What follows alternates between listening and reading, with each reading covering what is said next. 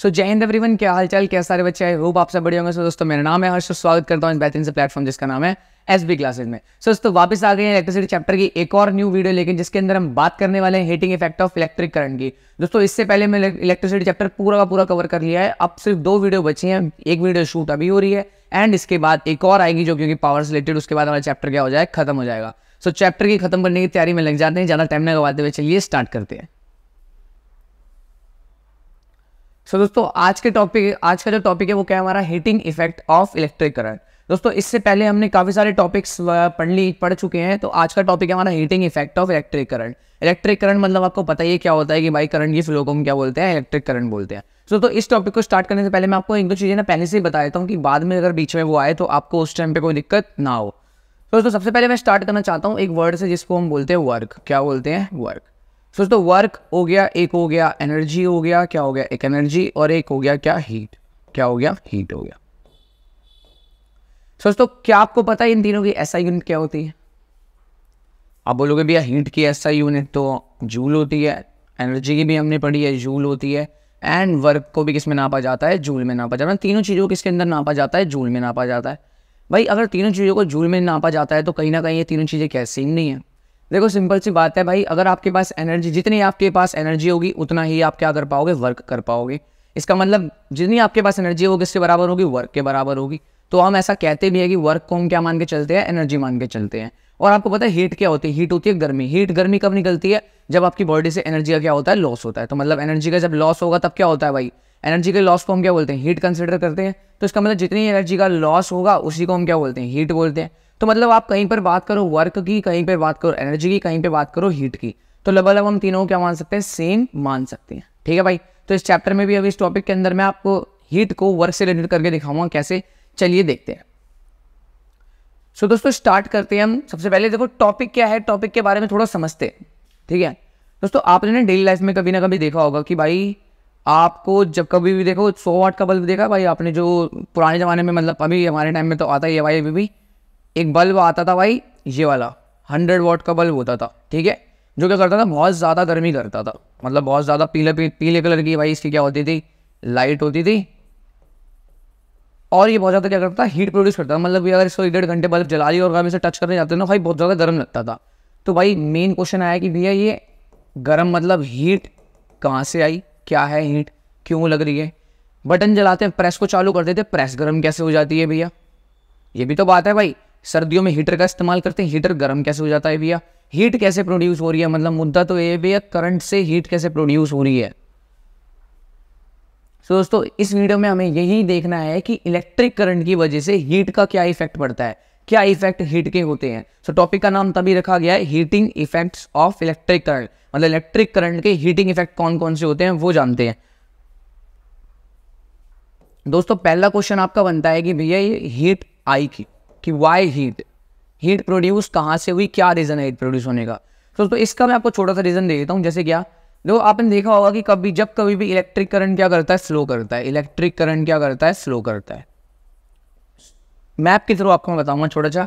Electric current flow करता है, इसका मतलब क्या फ्लो करते हैं, चार्ज फ्लो करते हैं। चार्ज फ्लो करते हैं मतलब कौन सा चार्ज, इलेक्ट्रॉन फ्लो करता है। ये सब मैं आपको पहले ही पढ़ा चुका हूँ। अगर आपने नहीं पढ़ा ना, पिछली वीडियो में जाके देखिए कि क्या होता है इलेक्ट्रिक करंट, क्या होते हैं चार्जेस, इलेक्ट्रॉन कैसे फ्लो करते हैं, सब पढ़ा चुके हैं। तो ध्यान दो, सबसे पहली बात, इलेक्ट्रिक करंट क्या होता है, चार्ज होता है। भैया चार्ज का फ्लो का, कौन से चार्ज का फ्लो का होता है, इलेक्ट्रॉन के फ्लो का होता है। देखो जब कभी भी इलेक्ट्रॉन क्या करेगा, फ्लो करेगा, तो क्या करते हैं भाई, रेजिस्टेंस पैदा करते हैं। क्या पैदा करते हैं, रेजिस्टेंस पैदा करते हैं। ये उसी तरीके से मान लो कि आप एक भीड़ में जा रहे हो, बहुत ज़्यादा अगर आप एक भीड़ में जाते हो, धक्का मुक्की करते हुए जाते हो, तो आप देखते हो एक अलग से क्या होता है, धक्का मुक्की की वजह से एक अलग से हीट प्रोड्यूस हो जाती है, मतलब गर्म सा हो जाता है काफ़ी ज़्यादा माहौल। तो जब कभी भी इलेक्ट्रॉन जाते हैं तो इलेक्ट्रॉन क्या करते हैं, किसी भी वायर से, मान लो यहाँ पे एक वायर है और यहाँ से क्या हो रहा है, इलेक्ट्रॉन फ्लो कर रहे हैं। अब एक इलेक्ट्रॉन, 4-5 इलेक्ट्रॉन तो जा नहीं रहे भाई, बहुत सारी क्वांटिटी में इलेक्ट्रॉन जाते हैं। तो इलेक्ट्रॉन फ्लो टकराते हुए जाते हैं। तो जैसे ही इलेक्ट्रॉन एक दूसरे से टकराते हैं और कंडक्टर के साथ टकराते हुए जाते हैं, तो यहाँ पे क्या होता है, एनर्जी का क्या होता है, लॉस होता है। कोलिजन की वजह से क्या होता है, एनर्जी का लॉस होता है। तो मैं यहाँ लिख देता हूँ क्या होता है, कोलाइजन होता है। क्या होता है, कोलिजन मतलब होता है दोनों आपस में टकराते हैं। जब इलेक्ट्रॉन वगैरह कोई भी टकराता है तो क्या होगा, उस टाइम एनर्जी का क्या होगा, लॉस होगा। क्या होगा, लॉस होगा। और उसी लॉस को हम क्या बोलते हैं, हीट कहते हैं। क्या कहते हैं बच्चों, हीट कहते हैं। तो ध्यान से देखो, इलेक्ट्रिक करंट क्या करेगा, चार्ज, इलेक्ट्रिक करंट फ्लो करता है, इसका मतलब चार्ज फ्लो करते हैं। कौन सा चार्ज फ्लो करता है, इलेक्ट्रॉन फ्लो करता है। इलेक्ट्रॉन फ्लो करेगा तो रेजिस्टेंस पैदा करेगा, रेजिस्टेंस पैदा होती है तो क्या होता है भाई, कोलिजन होता है इलेक्ट्रॉन्स के बीच में, इलेक्ट्रॉन्स कोलिजन करते हैं तो क्या निकलती है, एनर्जी होती है एक टाइप की, उसका क्या होता है, लॉस होता है। एनर्जी का लॉस होगा तो क्या निकलती है, हीट वहां से निकलती है। मतलब एनर्जी के लॉस से क्या निकलती है, हमारी हीट निकलती है। ठीक है भाई, ये बात समझ आ गई कि वाई हीट इसीलिए होती है भाई, हीट प्रोड्यूस। ठीक है भाई, चलो अब बढ़ते हैं आगे। अब बोलेंगे भैया ये जो हीट तो प्रोड्यूस हुई है, चलो ठीक है, हमने मान लिया कि भैया हीट प्रोड्यूस होती है। अब किसी ने सवाल पूछा, क्या भैया हम इस हीट को नाप सकते हैं, कैन वी मेजर इट, इसको हम क्या मेजर कर सकते हैं कि भैया कितनी हीट निकली है या कितनी हीट रिलीज हुई है। दोस्तों उतनी ही हीट या उतनी ही एनर्जी निकली होगी जितना वर्क हुआ होगा। बेसिक सी बात है, मान लो कि आप, बेसिक से मैं बोलूँ कि मान लो आप किसी एक धक्का मुक्की वाली जगह में हो, तो जितने आप लोगों से टकराओगे उतनी हीट रिलीज, उतनी ही हीट क्या होगी, रिलीज होगी। इसका मतलब जितना वर्क हुआ होगा उतनी ही क्या निकली होगी, हीट निकली होगी। क्योंकि जितना वर्क होगा उतनी एनर्जी होगी, उतनी एनर्जी रिलीज होगी, उतना जितनी एनर्जी रिलीज हुई है उतनी हमारी क्या होगी, हीट निकली होगी। दोस्तों मैं क्या बोल सकता हूँ कि जितना भी वर्क हुआ है वो किसके बराबर होगा, हीट के बराबर होगा। सारे एग्री करते हैं इस पॉइंट पे, नहीं? तो मैं यहाँ लिख देता हूँ कि भैया जो हमारा हीट है वो किसके बराबर होगी, वर्क के बराबर होगी। किसके बराबर होगी, वर्क के, जितना भी वर्क हुआ होगा। अब हम पढ़ के आए कि भैया वर्क का हम एक फॉर्मूला पढ़ के आए पिछले चैप्टर में, पिछली वीडियोस के अंदर हमने पढ़ा है कि V बराबर क्या होता है, W/Q। ये जो पोटेंशियल डिफरेंस होता है वो बराबर होता है वर्क अपॉन चार्ज के। ठीक है भाई, तो अगर वर्क डन यहाँ से निकालना है तो क्या होता है, V × Q कितना आएगा, वर्क डन के बराबर आएगा। और वर्क की वैल्यू हमें पता है V × Q होती है, तो V × क्या आएगी, Q आएगी भाई। ठीक है, अब मेरे को बताओ भाई, हीट बराबर, वर्क को लिखते हैं हीट लिखते हैं डायरेक्ट, तो V × Q हमें मिल गया कि हीट बराबर कितना होता है, V × Q होता है। अब आप जानते हैं V का फॉर्मूला ओम फ्लो से हम पढ़ गए हैं, कितना होता है, I × R। कितना होता है, I × R। और Q का फॉर्मूला हम I के फॉर्मूले से निकाल सकते हैं। देखो आपको पता होगा, पर इलेक्ट्रिक करंट का फॉर्मूला होता है I = Q/T, कि जितना एक ही यूनिट टाइम में कितना चार्ज फ्लो कर रहा है उसको हम क्या बोलते हैं, इलेक्ट्रिक करंट बोलते हैं। तो I = Q/T, अगर Q की वैल्यू हमें निकालनी है तो कितना हो जाएगा, I × T, कि जो T था नीचे वो वहाँ जाके क्या हो जाएगा, मल्टीप्लाई हो जाएगा। अब इस Q की जगह आप कितना डालोगे, I × टाइम डाला। अब I से I मल्टीप्लाई होगा तो कितना होगा भाई, I² RT, कितना हो गया, I² RT। तो यहाँ पे दोस्तों आपको एक हीट का फॉर्मूला मिल जाता है, क्या होता है, I² RT। तो ये फॉर्मूला क्या है H का, ध्यान से मेरे साथ लर्न करें, H = I² RT। रिपीट करो भाई एक बार, जितने भी बच्चे सारे मेरे वीडियो देख रहे हैं रिपीट करो मेरे साथ, H = I² RT। क्या बोलना है, H = I² RT। सो इसका मतलब है जो हीट डिपेंड करती है वो करंट पे भी डिपेंड करती है, रेजिस्टेंस पे भी डिपेंड करती है, एंड टाइम पे भी डिपेंड करती है। सो दोस्तों अब बढ़ते हैं नेक्स्ट पेज पे। दोस्तों हमें फॉर्मूला पता लग गया कि H बराबर कितना होता है, I² RT। जो हीट है वो किस पे डिपेंड करती है, करंट के स्क्वायर पे, रेजिस्टेंस पे एंड टाइम पे। सो अब हम क्या बोल सकते हैं, अब हमसे कोई पूछे कि भाई किन किन फैक्टर्स पे हीट डिपेंड करती है, तो मैं पहला टॉपिक बोल सकता हूँ कि जो हीट है वो डायरेक्टली डिपेंड करती है किस पे, स्क्वायर ऑफ करंट। क्या, स्क्वायर ऑफ करंट, कि करंट के स्क्वायर पे डिपेंड करती है भैया, I² पे क्या करती है, डिपेंड करती है। अगर करंट को बढ़ाओगे तो क्या होगा, हीट बढ़ेगी। क्या होगा, करंट को बढ़ाओगे तो हीट बढ़ेगी। सेकंड पॉइंट हम बोल सकते हैं कि भाई जो हीट है वो किस पे डिपेंड करती है, रेजिस्टेंस पे डिपेंड करती है। हीट डिपेंड करती है भैया, रेजिस्टेंस पे डिपेंड करती है, रेजिस्टेंस पे, कि जितनी ज़्यादा रेजिस्टेंस लेके आओगे उतनी ज़्यादा क्या होगी, हमारी हीट प्रोड्यूस होगी, हीट रिलीज होगी उतनी ही ज़्यादा। थर्ड पॉइंट हम बोल सकते हैं भाई कि हीट जो है वो किस पे डिपेंड करती है, टाइम पे डिपेंड करती है। किस पे डिपेंड करती है, टाइम पे डिपेंड करती है। तो क्या लिखते हैं, टाइम पे डिपेंड करती है, कि जितना ज़्यादा टाइम होगा उतनी ज़्यादा क्या होगी भैया, हीट होगी। अब भाई इन तीनों के जितने भी रिलेशन बताया और ये फॉर्मूला का जिसने भी बताया उसका नाम था भाई जूल्स। तो इसको एक और नाम से जाना जाता है, क्या, जूल्स लॉ ऑफ हीटिंग के नाम से भी जाना जाता है। क्या इस नाम जाना जाता है, जूल्स लॉ ऑफ हीटिंग के नाम से भी जाना जाता है। तो अगर आपके पेपर में वो आ गया, सवाल आ गया कि what is joules law of heating, तो आप बोलोगे, तीनों पॉइंट आप लिखोगे, उससे पहले फॉर्मूला लिख दोगे, H = I² RT। This is joules law of heating. चीज जूल्स ने बताया कि जो किसी भी कंडक्टर की हीट होती है वो किस पे डिपेंड करती है, करंट के स्क्वायर पे डिपेंड करती है, रेजिस्टेंस पे डिपेंड करती है, टाइम पे डिपेंड करती है। किस पे डिपेंड करती है, I² पे डिपेंड करती है, R पे डिपेंड करती है, T पे डिपेंड करती है। मैं तो बोलूँगा मेरे साथ पहले फॉर्मूले को लर्न करो भाई। H बराबर कितना होता है, I² RT। H बराबर कितना होता है, I² RT। फॉर्मूला भी लर्न नहीं करना भाई, कॉन्सेप्ट हमें पता है क्या होता है कि हीट बराबर होता है कितना वर्क। एक बार फॉर्मूला मेरे साथ रिवीजन बता दो कि हीट बराबर होता है कि वर्क। वर्क का फॉर्मूला हमने पढ़ लिया कितना होता है, V मल्टीप्लाइड बाई क्यू। अब ओम्स लॉ पढ़ रखा है हमने, तो कितना लिख देंगे भाई, H बराबर V के बराबर क्या लिख सकते हैं, IR लिख सकते हैं। हमने उस फॉर्मूले में पढ़ा था I बराबर कितना होता है Q upon T, and Q की वैल्यू निकालनी है तो I मल्टीप्लाई में कितना आ जाएगा, T आ जाएगा। तो Q की जगह में रख देना है I मल्टीप्लाई में टाइम। I से I मल्टीप्लाई होगा तो कितना आएगा भाई, I स्क्वायर RT। अब देखो भाई फॉर्मूला भी अपने को लर्न नहीं करना है, फॉर्मूला भी निकाल के दिखा देंगे वहाँ पे कि H बराबर कितना होता है, I स्क्वायर RT। H बराबर I स्क्वायर RT, मेरे साथ रिपीट करना है, H बराबर I स्क्वायर RT। तो फर्स्ट पॉइंट, हीट जो डिपेंड करती है square of current, heat depend on resistance, heat depend on डायन। देखो भाई किसी के नीचे कुछ भी नहीं लिखा हुआ, मतलब सारे कैसे होते हैं, डायरेक्टली डिपेंड करती है। तो हमने वो लिख दिया, this is joules law of heating. अब इसका आपको मैं थोड़ा थोड़ा मतलब समझा दो प्रैक्टिकली क्या मतलब है। मतलब है जैसे दोस्तों मान लो कि आपने ना घर में जो स्विच बोर्ड है ना, उसमें क्या करते हैं, प्रेस को कोई अपनी जो घर की आयरन होती है ना प्रेस, उसको आपने कनेक्ट कर दिया।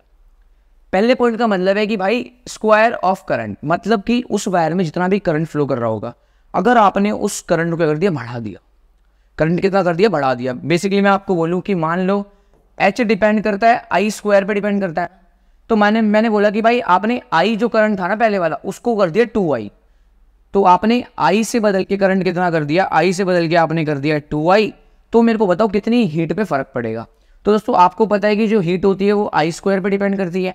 आपने I को बदल के कितना कर दिया, 2I, मतलब I क्या हो जाएगा, चेंज 2I का हो गया, तो इसके स्क्वायर पे तो डिपेंड करेगी भाई। जितना भी करंट होगा आप यहाँ लिखोगे उसका करोगे स्क्वायर, तो I को आपने 2I कर दिया तो क्या आएगा, 2I का होल स्क्वायर कितना हो जाएगा, 2 का स्क्वायर कितना होगा 4, दैट इज I स्क्वायर।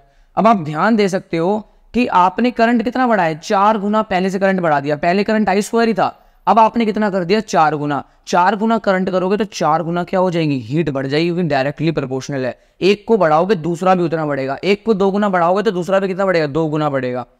तो अगर आपने I को करंट को 4 गुना बढ़ाया है तो हीट भी कितनी होगी, 4 गुना बढ़ जाएगी। इसका मतलब अगर प्रेस में आपने 2 गुना करंट कर दिया तो हीट कितने बढ़ेगी भाई, 4 गुना उससे हीट बढ़ेगी भाई। ठीक है, ध्यान समझ आ रहा है आपको कि अगर करंट को कितना कर दोगे भाई, 2 टाइम्स कर दोगे तो हीट कितने टाइम जाएगी, 4 टाइम्स हीट जाएगी भाई, 4 टाइम्स हीट डबल हो जाएगी। और वह ऑब्वियसली बात है कि अगर वायर में करंट ज़्यादा तेज हो तो प्रेस जल्दी गर्म होगी तो ज़्यादा हीट देगी। तो वही वाला पॉइंट है, सिंपल सा। ठीक है भाई, सेकंड पॉइंट क्या बोलता है, heat is directly proportional to resistance, की हीट जो है वो रेजिस्टेंस के डायरेक्टली प्रोपोर्शनल होती है, कि रेजिस्टेंस बढ़ा दोगे तो हीट बढ़ जाएगी। ऑब्वियस बात है भाई, तुम्हें एक बात पता होगी, हीटर होता है कोई भी, मैं यहाँ नेक्स्ट पेज पे करके दिखाता हूँ तुम्हारे को भाई। हीटर होता है इस टाइप का,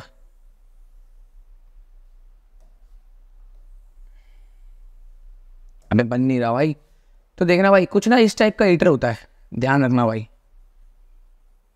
भाई हमारे घर में तो देखो पुराने टाइम का था, तो यही वाला हीटर है। तो कोई किसी के घर में अगर अलग हो तो कोई टेंशन वाली बात नहीं है। हीटर समझ गया ना क्या होता, तो वही हीटर है, समझ लो। हीटर में क्या होता है, बहुत सारी वायरिंग की क्या होती है, कोयलिंग कर रखी होती। हीटर की पूरी कहानी समझाता हूँ। क्या होता है भाई, हीटर के अंदर बहुत ज्यादा वायरिंग के होते, कोयलिंग कर रखी होती है, कोयलिंग कर करके इधर भी कोयलिंग, ऐसे एक लाइनों के रखा बिछा रखा होता है, बहुत बड़ी वायर होती है, बहुत ज्यादा बड़ी। तो दोस्तों हमने ना पिछली वेक्टर में पढ़ा था कि रेजिस्टेंस बराबर होता है रो इंटू एल अपॉन ए, मतलब अगर लेंथ बढ़ाओगे ना तो रेजिस्टेंस क्या होगी, बढ़ जाएगी। कि लेंथ बढ़ा दोगे तो रेजिस्टेंस बढ़ जाएगी। और अभी हमने पढ़ा है जस्ट की रेजिस्टेंस होती है डायरेक्टली प्रोपोर्शनल हीट की, रेजिस्टेंस बढ़ेगी तो हीट भी बढ़ेगी। तो भाई हीटर में क्या करते हैं, हीटर में ना वायर की कोयलिंग कर करके वायर की लेंथ को हम क्या करते हैं, इंक्रीज करते हैं। वायर की लेंथ हमने क्या कर दी, इंक्रीज कर दी। अब किसी भी कंडक्टर की वायर को आपने लेंथ को इंक्रीज कर दिया तो ऑटोमेटिकली उसकी रेजिस्टेंस क्या हो जाएगी, बढ़ जाएगी। उसकी रेजिस्टेंस क्या होगी, बढ़ जाएगी। अगर रेजिस्टेंस बढ़ गई, अभी पढ़ के आए हम, अगर रेजिस्टेंस बढ़ गई तो हीट क्या हो जाएगा भाई, हीट भी बढ़ जाएगी, क्योंकि resistance is directly proportional to heat.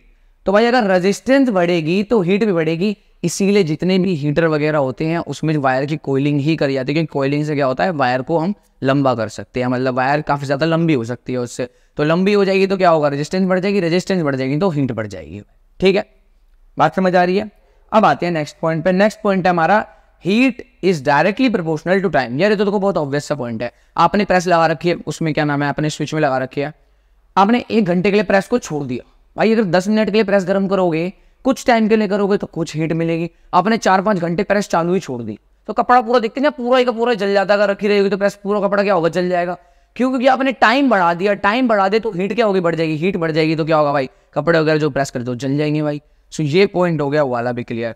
सो दोस्तों ये था पूरा का पूरा इस पे heating effect of electric current में। और इसी बहुत सारी एप्लीकेशन क्या कर रहे हैं हम अपनी डेली लाइफ में इस्तेमाल कर रहे हैं। प्रेस हो गई, हीटर हो गया, घर में गीजर हो गया, ये सब जितनी भी चीज़ें होती है जो डेली लाइफ में हो रही है, जिससे हम क्या कर रहे हैं, इलेक्ट्रिक करंट की मदद से क्या करते हैं, हीट करते हैं। जैसे कि आपने देखा होगा घर में रॉड वगैरह भी इस्तेमाल करते हैं, तो भाई हम क्या करते हैं, हीट देते हैं। और रॉड भी देखा होगा आपने कुछ इस टाइप की होती है भाई, अलग से ना वायर की क्या होती है, ये लोहे वाली जो होती है ना, वो मतलब किसकी भी होती है, इस तरीके से कॉइलिंग करी। तो कॉइलिंग मतलब लेंथ बढ़ा रहा है, लेंथ बढ़ा रहा है मतलब रेजिस्टेंस बढ़ा रहा है, रेजिस्टेंस बढ़ेगी तो हीट बढ़ेगी। तो जैसे इसमें करंट जाता है क्या होता है भाई, ये हीट होके क्या होता है, हीट ज़्यादा प्रोड्यूस होती है। अब इसको हम पानी के कॉन्टैक्ट में लेके आते हैं तो ये खुद गर्म है, तो क्या करती है, पानी को भी गर्म कर दिया है। तो ये सारी एप्लीकेशन भी किसकी होती हैं, हीट, इसी heating effect of electric current topic की।